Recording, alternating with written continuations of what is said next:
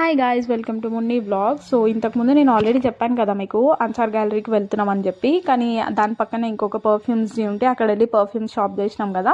దాని తర్వాత మేము వచ్చైతే ఇక్కడ కొన్ని మేకప్ ప్రోడక్ట్స్ తీసుకున్నాను.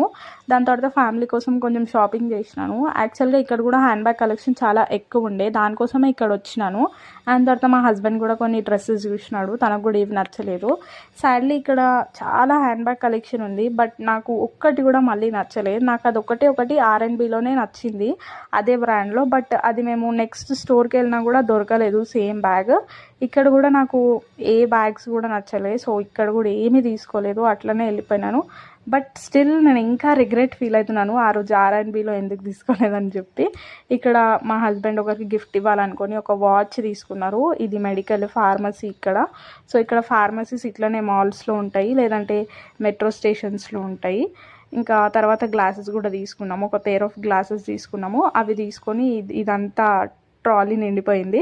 ఇంకా తీసుకొని అయితే వెళ్ళినాము. దాని తర్వాత బయట క్యాబ్ ఉండే, క్యాబ్ బుక్ చేసుకొని అయితే మేము ఇంటికి రిటర్న్ అయిపోయాము. అండ్ కథ వ్లాగ్స్ ఇక్కడితో ఎండ్ అవుతాయి. ఇంకా షార్ట్ వీడియోస్ ఏం లేవు ఎడిట్ చేసేవి కూడా. ఇక్కడ చూస్తే మీరు ఇదే అన్సార్ గ్యాలరీ మేము వెళ్ళింది. ఇది పెద్ద మాల్ అనమాట, లైక్ ఉన్న అన్ని అన్సార్ గ్యాలరీస్లో ఇది పెద్ద అన్సార్ గ్యాలరీ.